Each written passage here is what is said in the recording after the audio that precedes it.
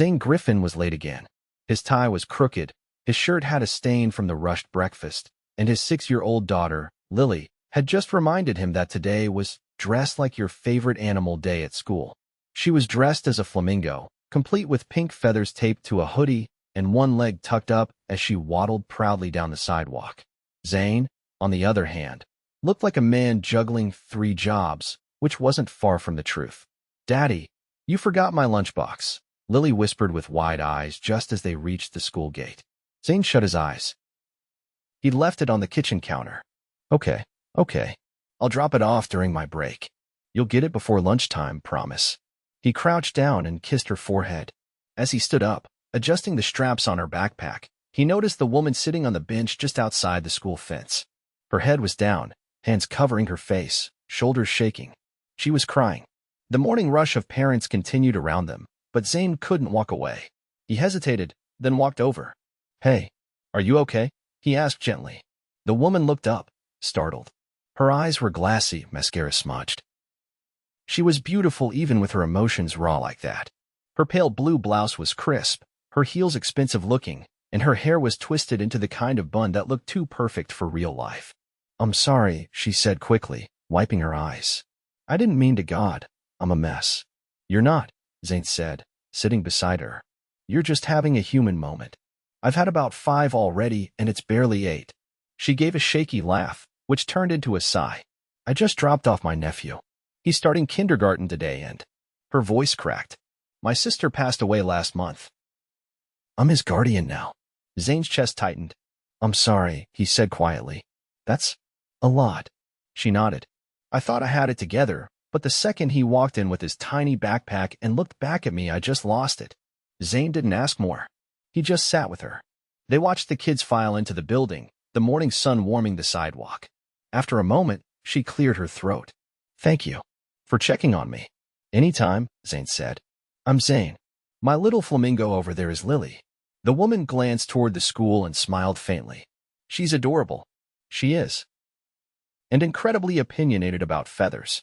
"I'm Dakota Ames." They shook hands, and he noticed the firmness in her grip. Confident, grounded, nothing like how she looked a minute ago. "Nice to meet you, Dakota." She stood, brushing her hands on her skirt. "I should go. I have a meeting." Zane rose too. "Hang in there." Dakota nodded, and for a second, their eyes lingered. She smiled again, smaller this time, but more real. Then she turned and walked toward an all-black car parked across the street. A driver opened the door. Zane blinked, surprised. Definitely not just a regular aunt. But he didn't think much of it. Rich people had drivers. Maybe her sister had been well off. He didn't expect to see her again. But 3 days later, she was on the same bench. No tears this time, just sitting alone, watching the school like she was waiting for something. "Hey," Zane said, surprised. "Didn't think I'd see you again." Dakota looked up and smiled. "I was hoping you'd be here." Zane raised an eyebrow. "Really? I wanted to thank you properly. I was a mess the other day. You weren't. But you're welcome." They sat again, just like before. Dakota glanced at him. "So, you a single dad?" "Yeah, since Lily was 2. Her mom moved across the country. No contact since." "I'm sorry." Zane shrugged. "It is what it is. Lily's my world. Everything else is just surviving." "You work around here?" "I work everywhere," he said. "Delivery driver, handyman. I even do night shifts at a warehouse when I can. It's not pretty, but it keeps the lights on." Dakota's eyes softened. "That's incredible." He gave her a crooked smile. "It's exhausting, actually." She laughed. They met again the next week. And the next. She never explained why she kept coming. She just did. And Zane never asked, because he liked seeing her there. They talked about everything. Her nephew, Leo, had been struggling with the transition. Lily was now obsessed with dinosaurs and flamingos. They shared school drop-offs, sat together at pickup time. Zane started looking forward to mornings. One Friday, Dakota showed up in jeans and a sweatshirt. No driver this time. "I took the day off," she said, smiling. "Figured I'd do something reckless. Like make pancakes for dinner." Zane blinked. "You? Miss High Power Blazer? Pancakes?" She grinned. "You have no idea what I'm capable of." He laughed. "Oh, I'm starting to." They walked together to a nearby coffee shop, laughing about Lily's latest drawing, a flamingo riding a T-Rex. Over coffee, Zane finally asked, "So, what do you actually do?" Dakota looked at him, then said casually, "I run a company." "A company?" She sipped her latte. "A few, actually. I'm the CEO of Ames International. It's kind of a global thing." Zane stared. "I'm sorry. What?" "I'm a CEO of a tech investment firm and some other ventures. It's complicated." Zane blinked. "You're serious?" "Very." He let out a breath. "Well, no offense, but you don't act like one." Dakota smirked. "That's the point." Zane shook his head, chuckling. "And here I was thinking I was doing you a favor, comforting you outside of school." "You were," she said softly. "No one's done that for me in a long time." Their eyes met again, and this time, neither looked away. Something shifted. "You hungry?" Zane asked. "Starving. Come over. I'm making spaghetti." Lily insists on helping, which means it'll be a disaster, but I'd love to. Zane wasn't sure what he was doing. He was just a struggling dad. She was a CEO. But when Dakota walked into his tiny apartment later that night, laughing as Lily ran up to show her a glitter-covered drawing, he didn't care about any of that. Because Dakota looked at him like he mattered. And for the first time in a long time, Zane felt like maybe he did. "Is it always this chaotic?" Dakota asked, stepping over a trail of toy dinosaurs that led from the front door to the kitchen. Zane pushed a stack of art supplies off a chair. "Welcome to my jungle. You want red sauce or white?" Dakota raised an eyebrow. "You're offering options?" "I've got 2 jars left in the cabinet. I'm trying to impress." She laughed as Lily burst into the room, holding a wooden spoon like a sword. "I'm the chef tonight, Aunt Coda." Dakota's eyes widened. "Aunt Coda." Zane rubbed the back of his neck. She came up with that on her own. "Hope that's okay." "I love it," Dakota said softly, kneeling to Lily's height. "Best title I've ever had." Lily grinned and darted back to the stove. Zane stirred the pasta while Dakota set the table, and for a few golden minutes, everything felt easy. "You're good with her," Zane said, watching Dakota help Lily pour juice into plastic cups. "I wasn't sure I would be," she admitted. "With Leo, I don't always know what I'm doing. My sister was the warm one. I was the one flying to Tokyo in the middle of the night." Zane leaned back against the counter. "You're doing just fine. He's got someone who shows up. That counts." Dinner was loud, messy, and full of laughter. Lily told a long-winded story about a dinosaur wedding. Dakota added sound effects, and Zane forgot about the overdue electricity bill waiting on the fridge. After Lily fell asleep on the couch mid-cartoon, Dakota helped Zane carry dishes to the sink. "Can I ask you something?" he said, drying a plate. "Of course. Why me? Why keep showing up? I mean, I'm not exactly your crowd." Dakota leaned against the counter, arms crossed. "Maybe I'm tired of my crowd. Or maybe I just like the way you look at people when they talk. Like they're the only thing in the room." Zane blinked. "That's not something people usually notice. I've spent years in rooms full of people who never really listened." "You do. It's rare." He set the plate down carefully. "It's not that hard. You just have to care." Dakota's gaze didn't waver. "Exactly." He nodded slowly, unsure what to say next. Then her phone rang from her bag. She glanced at the screen, sighed, and silenced it. "Everything okay?" "Just a board member. They'll survive." "You sure you don't need to go?" "I don't want to." Zane looked at her for a long moment. "You don't get many nights like this, do you?" She shook her head. "Not ones that feel like real life." The silence stretched, comfortable and warm. Then Dakota said, "I've got a charity gala next weekend. It's formal, stuffy, and full of people who pretend to care about causes for tax breaks." Zane raised an eyebrow. "Sounds like a blast. I'm allowed to bring a guest." He paused. "Are you asking me?" She nodded. "You want me to show up to a tuxedo event with a bunch of millionaires and talk about what?" "My favorite brand of duct tape." "You'd be the most authentic person there." "Dakota, you don't have to impress anyone. You just have to be yourself." Zane exhaled, running a hand through his hair. "I don't have a tux. I'll take care of it. I don't know how to act at those things. I'll be right beside you." He looked down at the sleeping child on the couch, then back at her. "If Lily's covered, then, yeah, okay." Dakota's smile lit up the room in a way that had nothing to do with the lamp overhead. Zane cleared his throat. "So, how formal are we talking?" "Well, I need to learn how to eat escargot." She leaned in, whispering conspiratorially. "I always sneak in a granola bar. Don't tell anyone." He chuckled, shaking his head. You're full of surprises. You have no idea. The day of the gala arrived faster than Zane expected. Dakota had arranged for a sitter. She trusted one of Leo's teachers, fully vetted. Zane had hesitated until Lily herself had begged him to go, saying she wanted to see Daddy in shiny shoes. When the car pulled up outside his building, Zane stepped out in a tailored black tuxedo that fit like it had been made just for him because apparently it had. Dakota was already inside, wearing a midnight blue gown that shimmered like water under moonlight. Her hair was down for the first time since he'd met her, soft waves framing her face.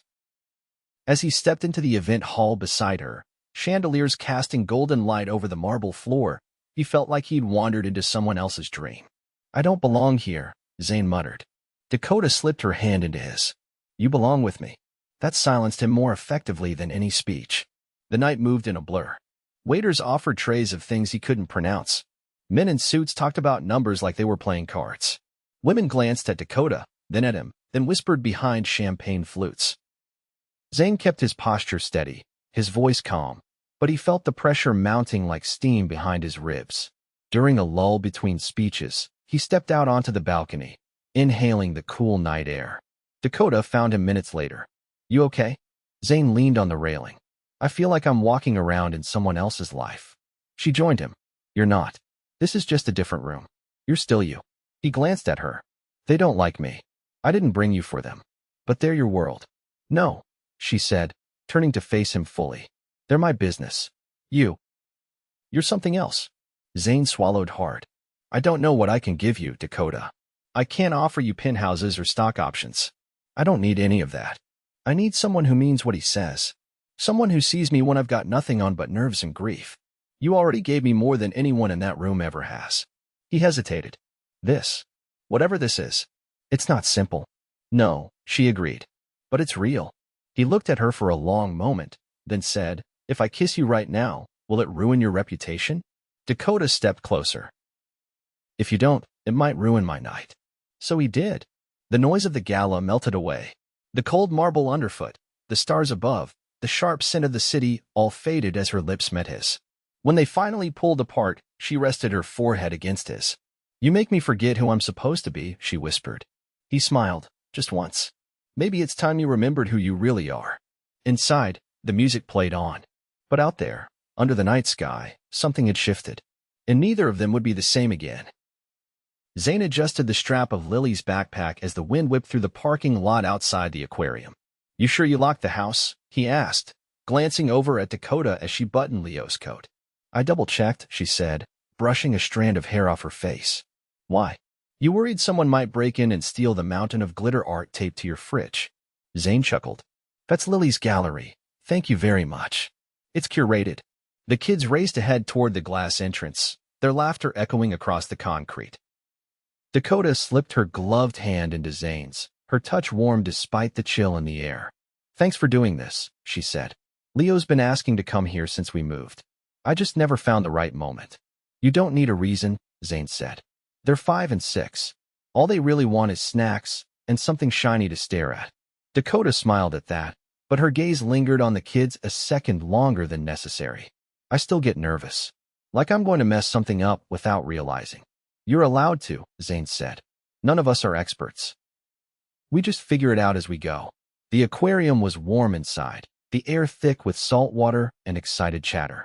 Zane watched as Lily pressed her face to the glass of a jellyfish tank, while Leo pointed out every fish that looked like it could win a staring contest. They're good together, Dakota said, standing beside him. I don't think Leo's laughed this much in weeks. He needed someone his size who could keep up. I needed someone who made all of this feel less impossible. Zane looked over at her. You're not alone in this. You should stop pretending like you are. I'm not pretending, she said. I'm just not used to letting people in. Zane didn't push. Instead, he offered her a small piece of cotton candy from the paper cone Lily had abandoned. Dakota took it without comment. Later, after a chaotic lunch of chicken nuggets and spilled apple juice, they sat on a bench near the indoor tide pool. The kids were watching a staff member feed the stingrays, mesmerized. Do you ever think about what's next? Dakota asked suddenly. Zane looked at her. You mean, like long-term? I mean everything. Career. Family. Us. He paused, then nodded slowly. I do. And I think about how weird it is that I ended up here, sitting next to you, watching our kids feed fish shaped like pancakes. Dakota laughed. That's not an answer. Zane leaned back against the bench. I think I've spent so long just trying to stay afloat. I forgot what it was like to want more than that. But with you, it's different. I want more. Not just for me, but for Lily. Dakota's expression softened. I want more too. They were quiet for a moment, the sound of splashing and giggles filling the air. I have to go to London next month, she said. 2 weeks. It's a major acquisition. Zane tensed. Are you taking Leo? He's coming with. His school said they'd work with him remotely for the short term. Zane nodded, trying not to show how quickly his chest had gone hollow. That makes sense. I want you to come. He blinked. What? I want you and Lily to come. I've already looked into short-term rentals with enough space. I know it's a lot to ask, but I don't want to press pause on us. Zane rubbed the back of his neck.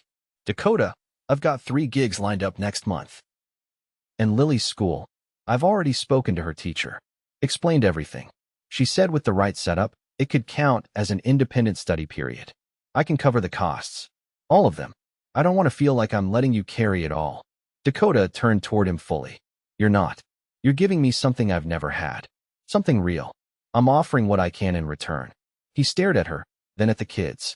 Leo was laughing so hard, he nearly fell into the tank. I'll think about it, he said finally. I want you to be sure, she said. Because if we do this, we're not just dating. We're building something. Zane nodded. I hear you. That night, after the kids were asleep and the apartment was quiet, Zane stood in the kitchen staring at the calendar on the fridge.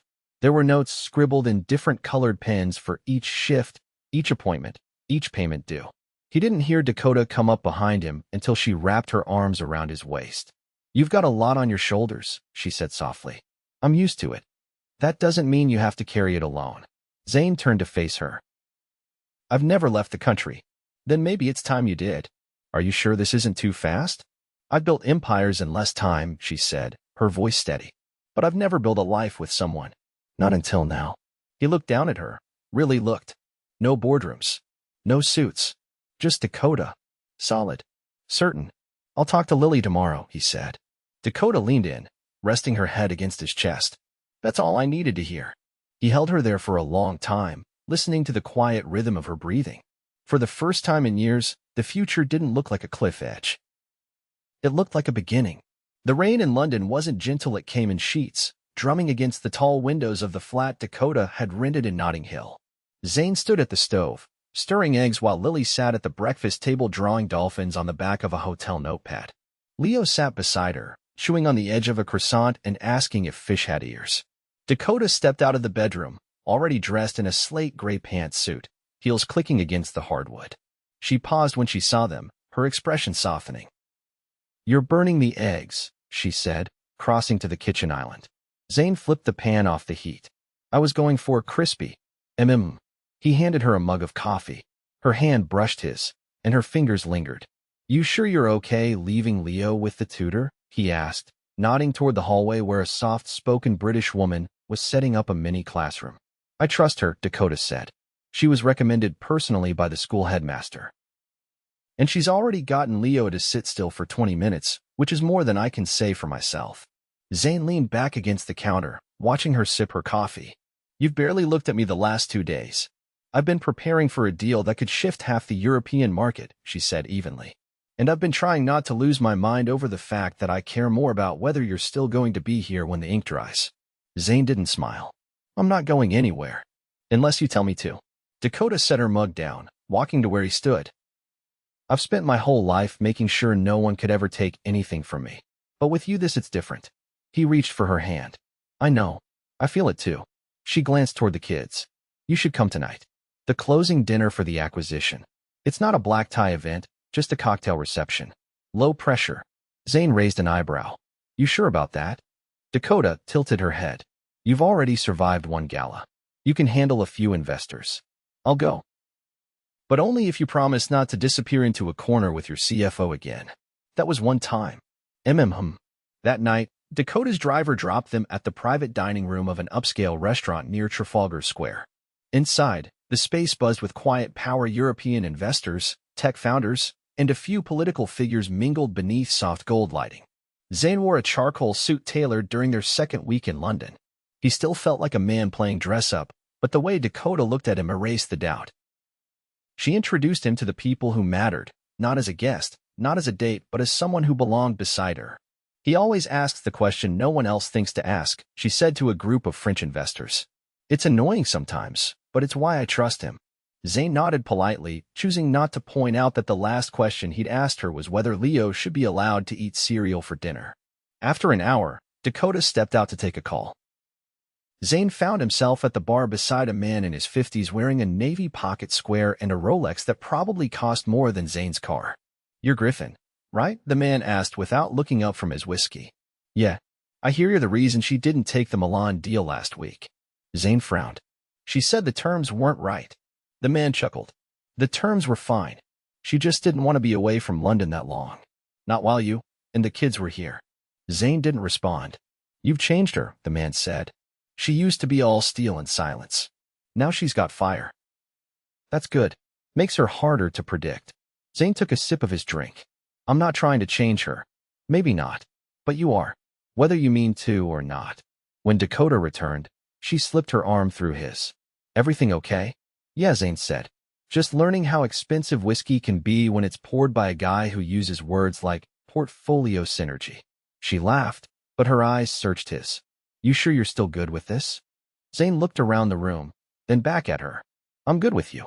They left early, the rain returning just as their car pulled up. In the back seat, Dakota leaned her head on his shoulder. I've never done this before, she said. Let someone into my world like this. Zane turned toward her. Maybe that's because your world was missing the right person. She didn't reply, but her fingers tightened around his hand.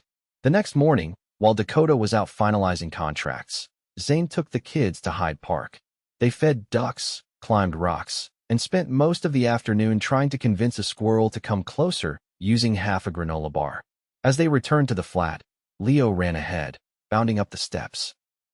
Inside, the tutor greeted them with a quick update, then left for the day. Zane hung their coats, then turned to find Dakota standing in the living room. Her jacket was off, her shoes abandoned near the door. Her face was pale. What happened? He asked. She held up a piece of paper. It's done. The acquisition. We closed. Zane walked over. That's great news. I walked out of the boardroom halfway through the closing statements. You what? I couldn't breathe. I kept thinking about you. About Leo. About Lily. And I realized I didn't want to celebrate with them. I wanted to be here. Zane searched her face. Are you okay? She nodded. I'm more than okay. I needed to come home. He hesitated. Is that what this is now? Home. She stepped closer. That depends. Is this just London? Or is this us? Zane didn't answer with words. He kissed her, slow and certain. Later that night, while the kids built a fort with couch cushions and bedsheets, Dakota stood at the window with Zane, watching the lights of the city flicker in the distance. I've been offered a seat on the World Tech Council, she said quietly. It's a big deal. Zane looked at her. You going to take it? Only if you're with me. He didn't hesitate. Then I guess I'm in. She turned to him, her breath catching. Are you sure? I may not know how to navigate your world, he said, brushing a strand of hair behind her ear. But I know how to stand beside you in it. She pressed her forehead to his. I love you. I know, he whispered. I've known since the second time you showed up at that bench and pretended it was coincidence. She laughed, eyes shining. I was hoping you'd figure it out. They returned to the States weeks later, but nothing went back to how it was before.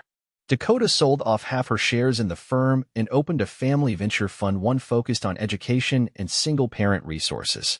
Zane took on a part-time role as director of community programs, a job that gave him time with Lily and purpose in ways he'd never imagined. They moved into a sun-filled townhouse near the school. The kids shared a room painted with dinosaurs and flamingos, and on the weekends, they held pancake competitions judged by Dakota in her robe and slippers. And on a crisp spring morning, in a garden strung with lights and laughter, Zane stood beneath an arch of wildflowers and watched Dakota walk toward him in a cream dress, her hand in Leo's. Lily beamed from her seat, holding a bouquet she'd arranged herself. As Dakota reached him, she took his hands in hers. I was crying that day outside the school, she said softly, because I thought I'd lost everything. Zane smiled. and I was just trying not to forget a lunchbox. She laughed, tears slipping down her cheeks. But the truth is, she whispered, I didn't lose anything. I just hadn't found you yet. He pulled her close, voice steady. You found me, and I'm not going anywhere. They kissed as the crowd erupted in cheers. And just like that, a crying woman and a struggling dad who had nothing but kindness and chaos between them had everything. The morning after the wedding, the house was filled with the comforting chaos of lived-in happiness. The scent of fresh cinnamon rolls drifted from the kitchen, where Zane stood barefoot in plaid pajama pants. Lily perched on the counter beside him, licking icing off a spoon. Dakota patted in, hair loose, wearing one of his old T-shirts and a sleepy smile that made Zane's heart catch. She leaned against the doorframe, arms crossed, watching them with quiet contentment. You're going to spoil her, she said. She's 6, she deserves it. You said that yesterday, when you gave her a second piece of cake. For breakfast. Lily looked between them. You guys are married now. That means I can vote on breakfast rules. Dakota walked over and kissed the top of her head. We'll start a council. You and Leo can co-chair. Lily grinned and hopped down. Where is Leo? Dakota asked, opening the fridge. Still asleep, Zane said. He was up late building a Lego skyscraper. Said it had to be taller than the real ones, or it didn't count. Dakota chuckled. He's going to run the world someday. Or at least redesign it. They sat on the couch a little later, coffee in hand, the kids still in pajamas, and curled up watching an old animated movie about space chickens. Zane ran his fingers through Dakota's hair, idly tracing the curve of her ear as she leaned against him. I've been thinking about something, she said. Is this the part where you tell me we're buying a ranch in Montana? Tempting, she said. But no. I've been offered a keynote spot at the Global Women in Leadership Summit in Singapore next spring. Zane waited. You want to take it? I do. But it's a month. We'd have to move the kids temporarily, find a school that'll accommodate them. I'd be in meetings most days. Say yes. Dakota blinked. What? Say yes, he said again, more firmly. We'll figure it out. I'll handle the logistics, the school stuff, the schedule. You've built your life around everyone else for months. It's time to take something that's yours. Her hand closed around his, fingers tightening. You really mean that? I married you, didn't I? She smiled but didn't look away. I don't want us to become one of those couples that puts everything on hold the second things get comfortable, she said. I want to keep growing. Keep building. Zane shifted so he could look at her fully. Then let's build. Whatever city, whatever job, whatever timeline, I'm all in, as long as we're together. She kissed him, slow and deep, her hand sliding to the back of his neck. I'm taking it, she whispered. And I want you by my side when I walk into that auditorium. You'll be the best thing on that stage. Later that week, Dakota stood in the bright sunlight of the school courtyard, watching Leo and Lily chase each other through a sea of sidewalk chalk drawings. Zane sat beside her on the bench, holding a folder in his lap. You're quiet, she said. I've been working on something. She raised a brow. I've been thinking about what I want to do next, he said. Not just for income, for purpose. Dakota turned toward him, interested. I've been meeting with a few local organizations, talking about creating a program for single parents' mentorship, childcare support, job training. Real, hands-on help. The kind I wish I'd had when Lily was little. She blinked, surprised. You've already started planning this? I've got a proposal. And a few people willing to back it if we can find the right space. Dakota reached for the folder, flipping through the pages. Zane, this is good. It's structured, thoughtful. I had a good teacher. He nudged her shoulder. She looked up at him, eyes shining. I want to fund it. He shook his head. No, I want to build this on my terms. I'm not writing a blank check. I want a partner. Help you scale it once it's ready. But only if you want that. He considered, then nodded. Deal. They sealed it with a kiss, the kind that drew a loud ew from Lily across the playground. By the end of the month, they had signed the lease on a converted community space downtown. Zane dove into the project with quiet determination, his vision sharpening each day. Dakota supported from the sidelines, never overstepping, but always ready when he needed her. The kids adjusted to the rhythm of their evolving lives. Leo started violin lessons. Lily took up painting, turning their living room wall into a rotating art exhibit held together with glitter tape and optimism.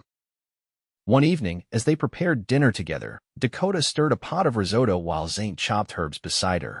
Outside, the sky was turning gold. I never thought I'd have this, she said suddenly. He looked up. A home. A partner. A life that feels like mine.